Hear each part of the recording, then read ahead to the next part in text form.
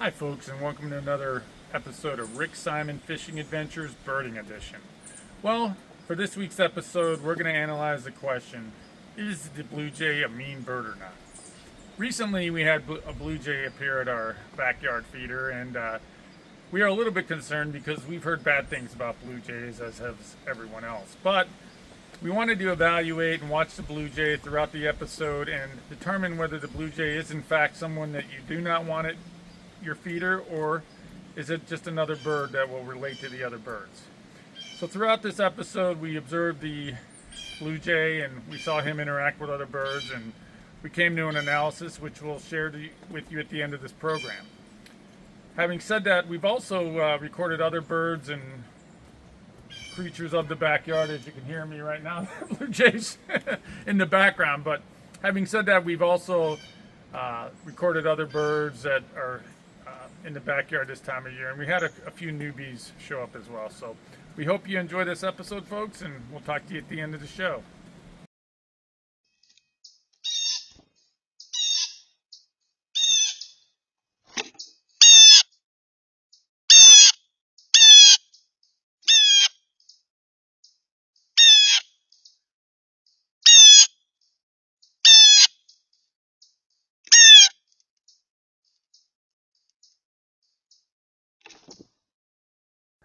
As you can see, the blue jay is quite a vocal creature. They squawk quite a bit.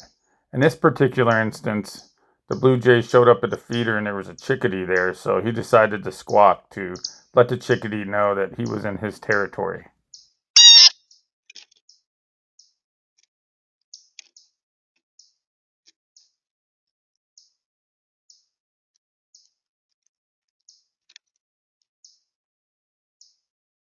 If you watched our last video, folks, you'll notice that the male northern cardinal looks a lot better now. He was going through a process called molting at the time, which is where he loses a lot of his old feathers and grows new feathers, and he looks a little rough around the edges, kind of like he hasn't slept for a few days. Well, now he's got all his feathers back. He's been pigging out on sunflower seeds all summer, and it's given him a lot of protein to grow his feathers back, so he looks good as new and he's ready for winter. During the winter, the cardinal will be less active, and he'll be at the feeder more. He'll be dining on sunflower seeds to help him get through the winter, and we'll help this cardinal this winter by making sure that the feeder's full.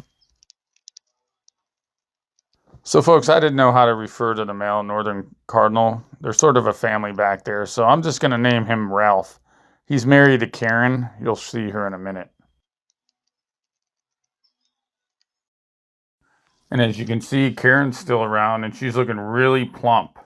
Her plumage just came in, and she looks beautiful, doesn't she, folks?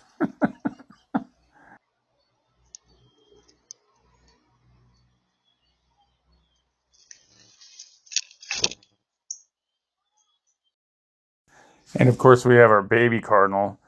He showed up about a month ago. He doesn't come around very often. However, he does come around at dusk whenever we see him.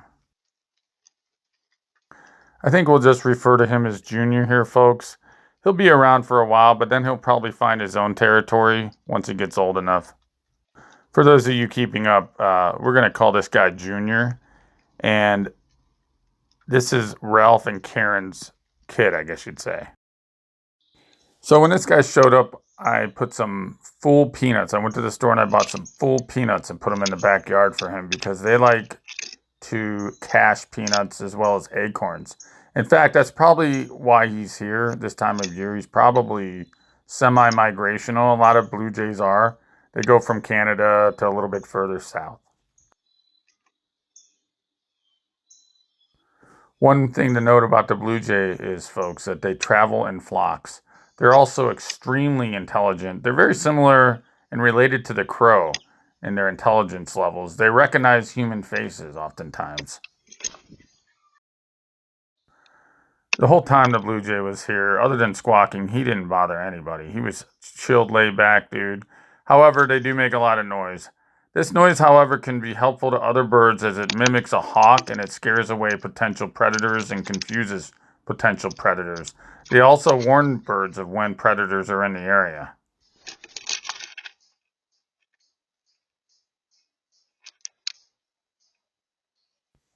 So these guys plant acorns all over the place, and we have tons of acorns in our backyard. So hopefully this guy is going to take some of the acorns out so I don't have to step on them when I'm trying to cut the grass back there.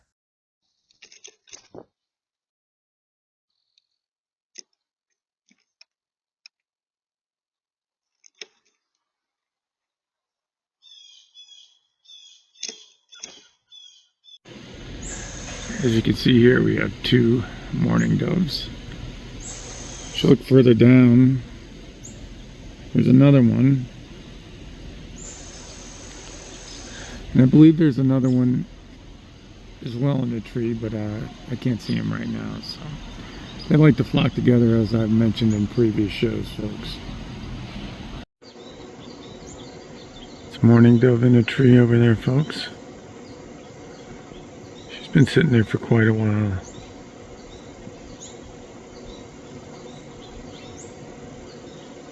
She doesn't come to the feeder much anymore.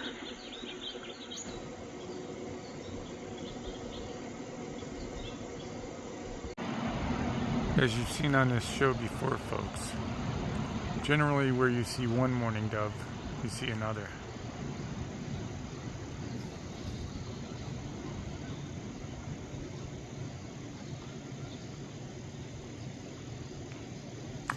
So as you can see, our mourning dove is back at the feeder, folks. We get a lot of them back there. They prefer to eat off of the ground, though. So I throw a lot of seeds on the ground for the brown birds, the sparrows, and the mourning doves. So this flock of blackbirds showed up, folks. And you can see we have all different types of birds in here. Leave a comment below if you have any idea what some of these birds are. It looks like it could be a grackle, perhaps a crow or a raven. That brown bird could be a juvenile. It's oftentimes very, very difficult to distinguish these blackbirds. So if you have any idea, let me know in the comments below.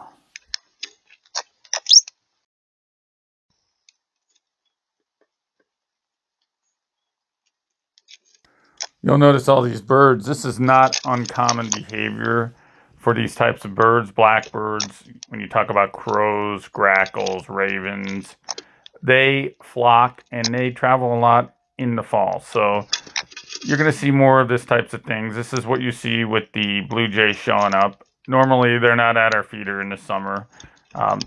They're very, very much more active in their flocking in the fall, and they're traveling a lot more. So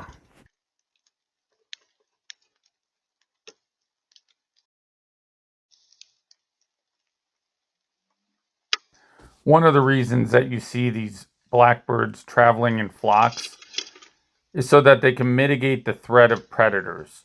The theory is safety in numbers.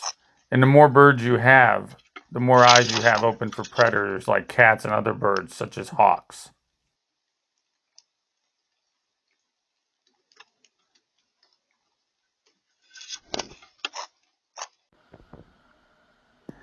Here you can see, folks, that there are a number of blue jays in the backyard in a flock. They're probably traveling from a colder area, as we've just had a cold front move in. It's gotten the temperatures dropped quite a bit, and I think we're seeing more of them because of this.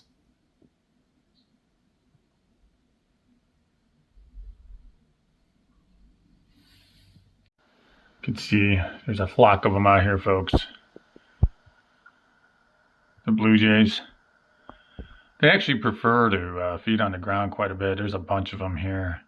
If I go out there, it'll scare them away, but I just wanted y'all to see that they do flock.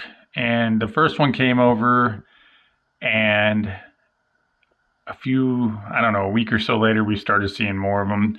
They're really not as disruptive as you would think. A lot of people think that they go around beating up other birds and that sort of thing, and they don't. They're just out for them. They just communicate with each other, and they're very, very family oriented. They care about other birds in their flocks.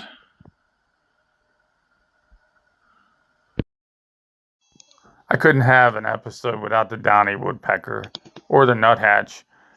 Both of them like nuts, and the downy woodpecker in particular likes suet. So you can see here, as soon as I put the suet cake out, the downy woodpecker showed up. It's funny, Wayne bought these cakes at the store, and I put a few out the other day, and next thing you know, there were 20 downy woodpeckers on top of it. They really love the suet. And this suet cake has mealworms in it. Well, some things never change, folks. Here we have our eastern gray squirrel. I put some stuff in the feeder that he didn't like, so he jumped off, but he'll be back, I'm sure.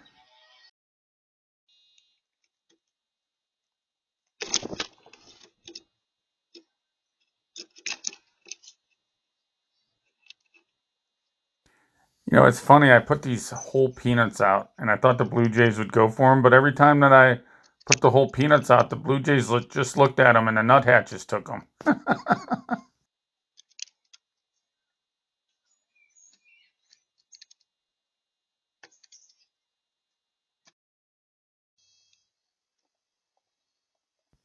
I kind of like the way this blue jay looks. He's got really pretty colors on him.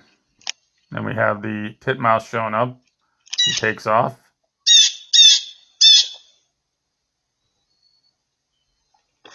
What do we have here? It's moving, but there's no birds on it. Oh no! Look who's back. Oh. As you can see here, folks, the blue jay didn't interrupt any of our other songbirds or docile birds. In fact, in the last scene, the blue jay was sending out a warning to warn other birds that the squirrel was nearby.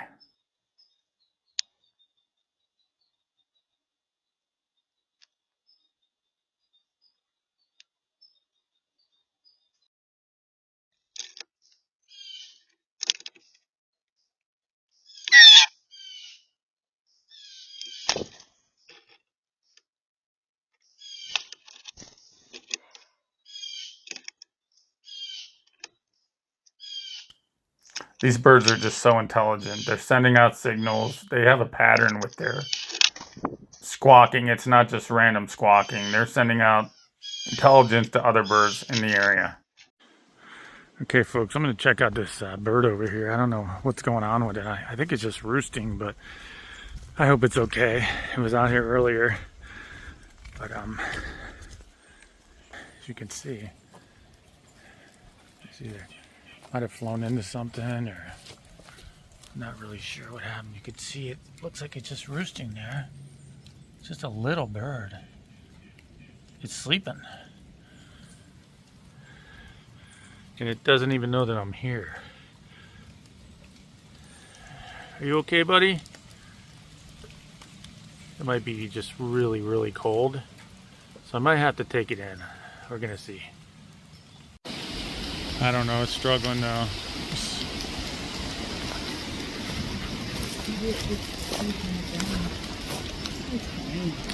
Alright, it's fine. I'm just making sure. I don't know what kind of bird is that. Really pretty. It's just having trouble flying. It's wet. Oh, it's not. It's a ground bird of some sort. Well, I put plenty of food here for you. Folks, I believe this bird was a juvenile American goldfinch. Leave a comment below if you think otherwise. Where'd it go? There it is. Yeah, I think it's okay. All right. We were worried about you. You're fine.